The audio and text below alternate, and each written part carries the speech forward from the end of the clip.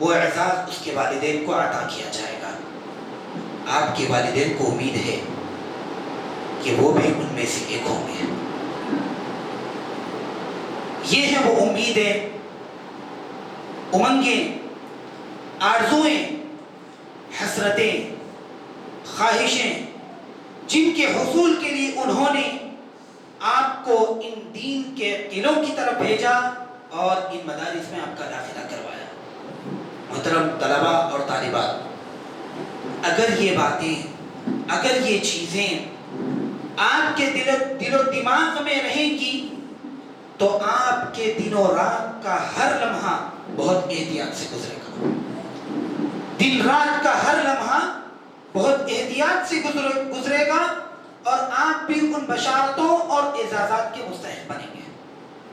آپ وقت کا ضیاع نہیں کریں گے، آپ لاپرواہیاں نہیں کریں گے۔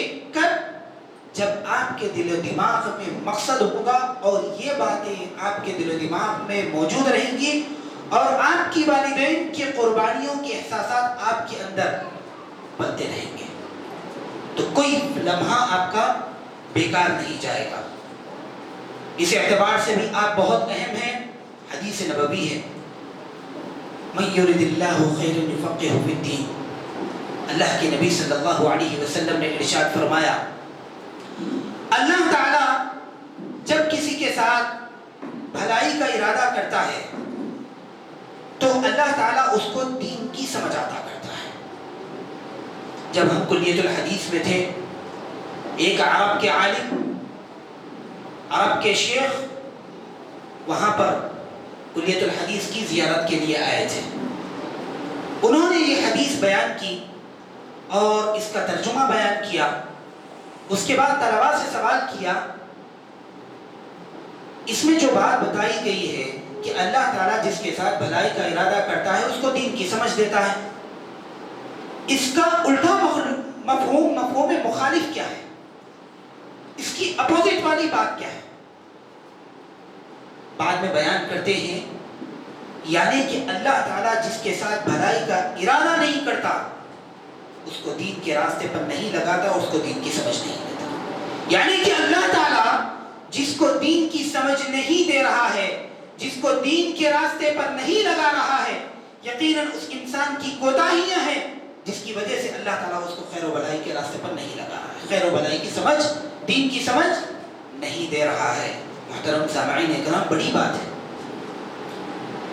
مبارکباد ہے والدین اور سرپرست اور یہ طلباء اور طالبات کہ اللہ تعالیٰ نے آپ کے ساتھ بھلائی کا ارادہ کیا۔ آپ کے علاقے میں بہت سے لوگ موجود ہیں، سینکڑوں لاکھوں طلباء موجود ہیں، لیکن اللہ نے آپ کو چنا اور یہاں پر پہنچایا۔ اپنی کتاب کو حفظ کرنے کے لیے اللہ تعالیٰ نے منتخب کیا، اپنی شریعت اور اپنے دین کو پھیلانے کے لیے اللہ تعالیٰ آپ کو تیار کر رہا ہے۔ آپ قابل مبارکباد ہیں اور اس حدیث کے مصداق ہیں۔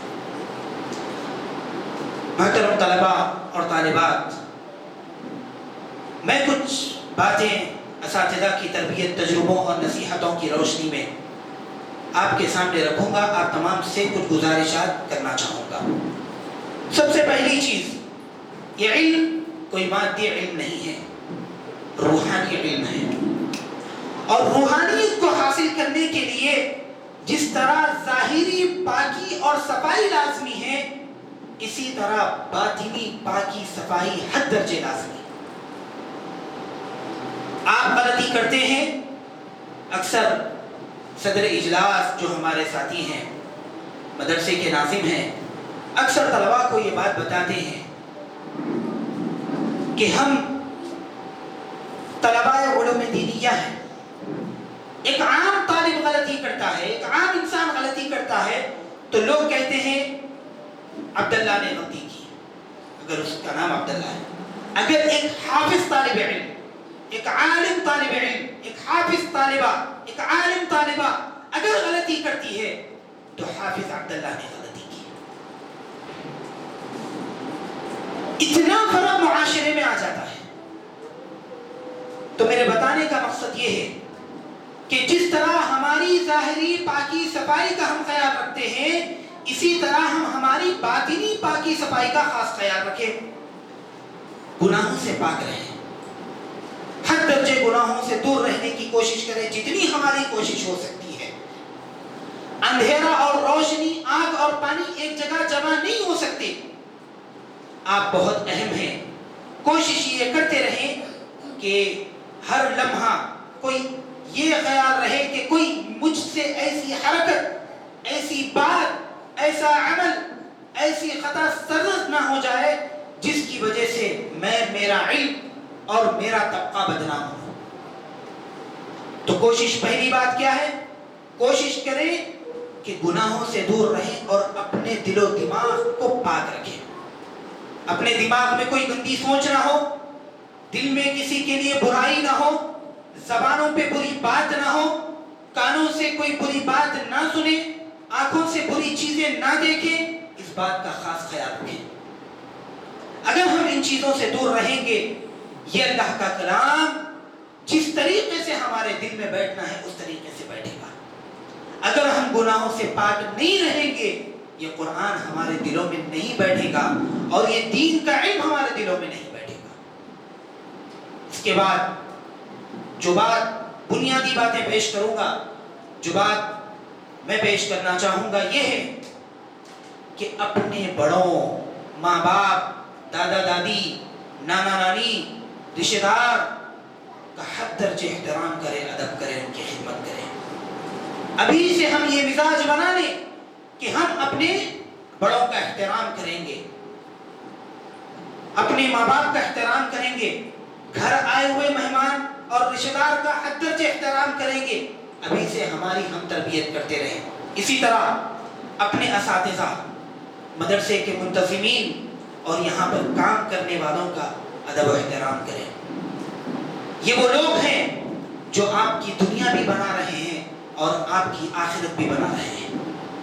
اگر ان کا احترام نہیں ہوگا تو علم بھی ہمارے اندر جس طریقے سے پیوست ہونا ہے، جس طریقے سے ہمارے اندر علم بیٹھنا ہے، اس طریقے سے نہیں بیٹھے گا۔ وقتیہ طور پہ ہم علم حاصل کرنے کے یہاں سے نکل جائیں گے، لیکن وہ علم کی چاشنی، وہ علم کی روشنی، وہ علم کا نور ہمارے اندر موجود نہیں ہوگا۔ اسی طرح ہماری کتابیں، ہمارا بیگ، ہمارا ٹیبل، ہمارا بورڈ، ہماری کلاس، ہماری چٹائی، ان تمام اور ہر وہ چیز جو آپ کو علم حاصل کرنے میں آپ کی مدد کرتی ہے، ان تمام چیزوں کا احترام کریں، ان تمام چیزوں کی مدد احترام کریں، ادب کریں۔ قلم ہے، قلم کا احترام کریں، کاپی ہے، کاپی کا احترام کریں۔ نیچے پیپر گر گیا فوراً اٹھا لیں، اس کو اچھی اونچی جگہ رکھیں۔ قرآن کا احترام کریں، قرآن کے غلاف کا احترام کریں۔ ہر وہ چیز جو آپ کو علم حاصل کرنے میں مدد کر رہی ہے، ہر وہ چیز کا احترام کریں۔ یہ چھوٹی چھوٹی چیزیں ہیں جو آپ کی ذہن سازی کرے گی، جو آپ کے برین کو واش کرے گی، آپ کو سلیقہ مند بنائے گی۔ محترم سامعین، محترم طلباء و طالبات، اس بات کا خاص خیال رکھیں۔ اس کے بعد جو تعلیم آپ لوگ حاصل کر رہے ہیں، بعض ہیں ناظرے کی تعلیم حاصل کر رہے ہیں، بعض حفظ کی تعلیم حاصل کر رہے ہیں، بعض اسکول کی تعلیم حاصل کر رہے ہیں، طالبات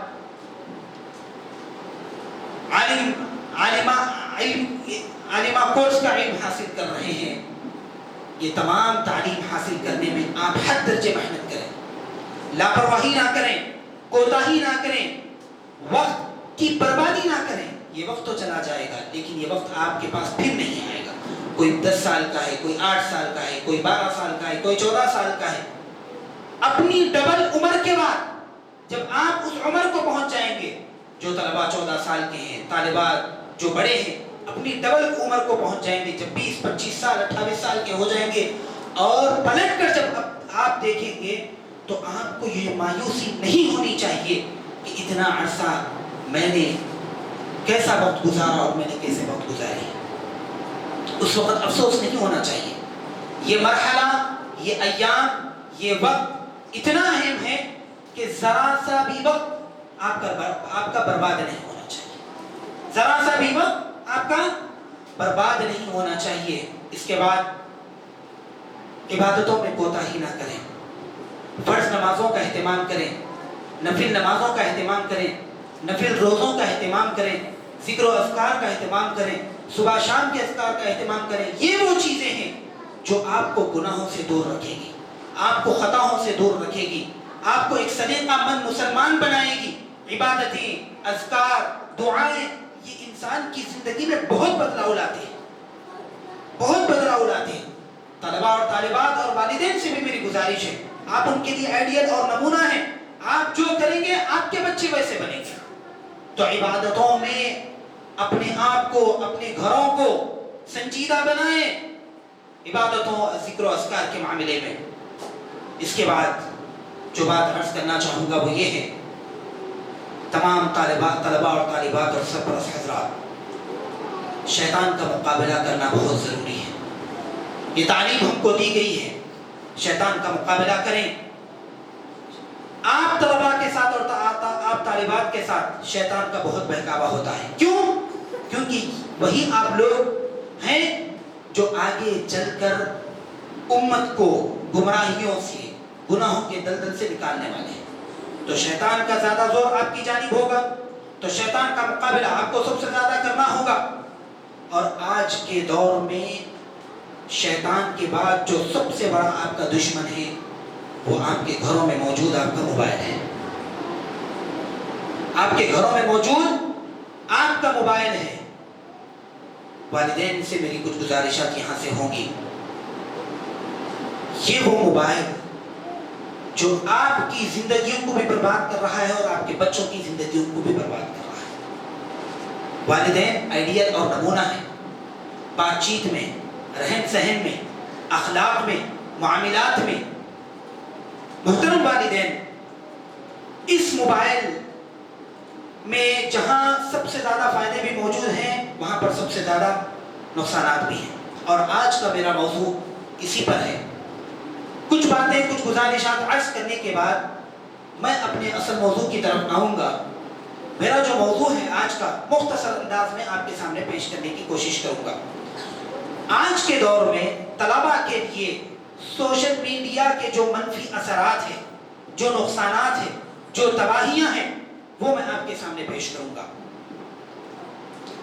अगर आप तालीमी रिपोर्ट को देखेंगे, जिस तरीके से सच्चर कमेटी की रिपोर्ट है, इसी तरह एजुकेशन एक्सपर्ट जो अपनी रिपोर्ट पेश करते हैं तालीम की तरक्की और तनज़्ज़ुरी के ताल्लुक से, आप जाकर इंटरनेट की दुनिया में जब देखेंगे एजुकेशन लेवल पर क्या चीज़ें बेहतर हो रही है, क्या चीज़ें नुकसान एजुकेशन को पहुंचा रही है, अगर उन तमाम रिपोर्ट का जायजा लेंगे तो जो चीज़ें सामने आ रही है, जो चीज़ें हमारी उम्मत के बच्चों को, कौम के बच्चों को ख़राब और बर्बाद कर रही हैं, वो चीज़ें ये हैं जिसमें सबसे पहली चीज़ मोबाइल का इस्तेमाल है। रिपोर्ट बताती है डॉक्टर्स की, पैदाइश से लेकर 2 साल की उम्र तक, यानी कि 0 to 2 years, इन उम्र के बच्चों को 0% स्क्रीन से दूर रखना चाहिए। यानी कि पैदाइश से लेकर 2 साल तक बच्चों के सामने किसी किस्म का स्क्रीन नहीं आना चाहिए, चाहे वो मोबाइल का हो, टैब का हो, टीवी का हो या कंप्यूटर, लैपटॉप वगैरह किसी भी चीज़ का स्क्रीन इन तलबा के सामने, इन बच्चों के सामने नहीं आना चाहिए। यानी 0%, ज़रा भी नहीं, 5 मिनट भी नहीं, खाना खिलाने तक नहीं, मेहमान आए दिल बहलाने के लिए नहीं, 0% स्क्रीन से उन बच्चों को दूर रखने की ज़रूरत है। अब आप लोग अंदाज़ा लगाइए, 1 साल, 1.5 साल, 2 साल के बच्चों का क्या मामला है घरों में। उसके बाद 3 साल से लेकर 8 साल तक की उम्र तक के जो बच्चे हैं, उनको दिन में आप आखिरी हद तक 1 घंटे की स्क्रीनिंग दे सकते हैं। 1 घंटे, पूरे 24 घंटों में सिर्फ 1 घंटा उसमें मोबाइल है, टीवी है, टैब है, लैपटॉप है, तमाम चीज़ें जिस तरीके की भी स्क्रीन हो सकती है, सिर्फ 1 घंटा दे सकते हैं। अब अंदाज़ा लगाइए हमारे बच्चों के साथ हम क्या कर रहे हैं। जायजा लेने की ज़रूरत है। ये बच्चे आगे चल के जो 10 साल, 12 साल, 14 साल के हो रहे हैं, وہ بچے موبائل میں اتنے زیادہ ایکسپرٹ ہو رہے ہیں، ہر وہ ایپلیکیشن ان کو معلوم ہے، ہر وہ ویب سائٹ ان کو معلوم ہے، موبائل چلانے کے ہر وہ طریقے بچوں کو معلوم ہے۔ اور اس کا نقصان کیا ہو رہا ہے، آئیے دیکھتے ہیں۔ 5 سے 6 نقصان آپ کے سامنے پیش کروں گا۔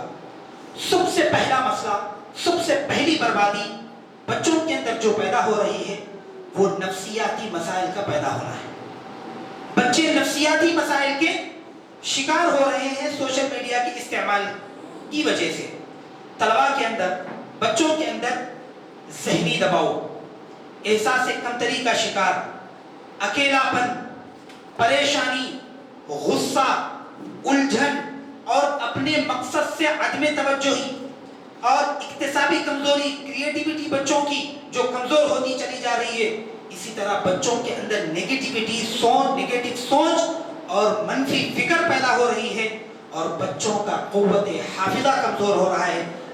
کئی ایسے دیگر مسائل ہیں جو تیزی کے ساتھ بچوں اور اسٹوڈنٹس کے اندر پھیل رہے ہیں۔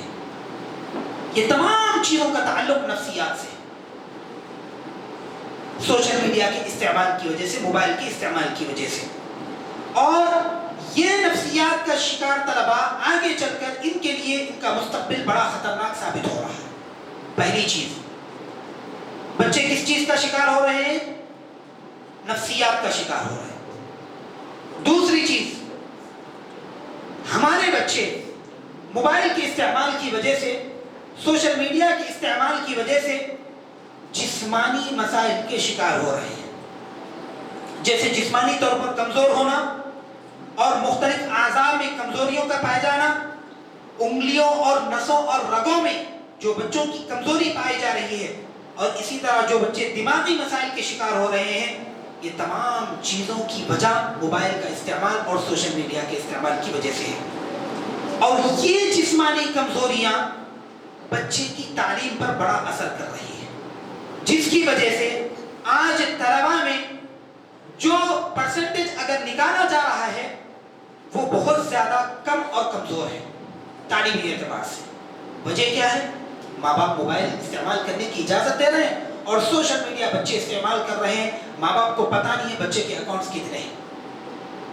بسا اوقات سکولز اور مدرسوں میں اور ایجوکیشن سینٹرز میں جانے کا موقع ملتا ہے، وہاں کی رپورٹ لینے کے بعد، بچوں سے بات کرنے کے بعد، یا پھر نوجوانوں سے جب ملاقات کرتے ہیں، ان سے بات چیت کرنے پہ پتہ چلتا ہے 14 سال، 13 سال کے بچوں کی، ایک بچے کے فیس بک اور انسٹاگرام کی 4 6 اکاؤنٹ ہیں، اور والدین کو خبر ہی نہیں ہے۔ کہاں ہیں ہم لوگ؟ بچہ آپ کا موبائل استعمال کر رہا ہے، والد کا موبائل استعمال کر رہا ہے، ماں کا موبائل استعمال کر رہا ہے، اور اس میں بچہ 2 3 4 اکاؤنٹ یوز کر رہا ہے اور اس کی ہم کو خبر نہیں ہے۔ اندازہ لگائیے ان اکاؤنٹس پر جا کر بچے کیسے لوگوں سے بات کر رہے ہیں، کیا چیزیں دیکھ رہے ہیں۔ یہ تمام نقصانات بچوں کو ہو رہے ہیں۔ اسی طرح موبائل کے استعمال اور سوشل میڈیا کے استعمال کا سب سے بڑا نقصان ہماری قوم کے جو بچوں کا ہوا ہے وہ یہ ہے کہ بچے سماجی مسائل کے گرفتار ہو رہے ہیں۔ کس طریقے سے؟ کئی سماجی مسائل کا شکار ان لوگوں میں، بچوں میں دیکھتے ہیں، جیسے حقیقی دنیا سے بچے دور ہو رہے ہیں۔ ریالٹی، جو ہمارے معاشرے کی جو ریالٹی، ہمارے گھر کی جو ریالٹی، گراؤنڈ لیول کی جو ریالٹی ہے، بچے ان سے دور ہو کر ایک فرضی دنیا کے اندر بچے اپنی زندگی گزار رہے ہیں۔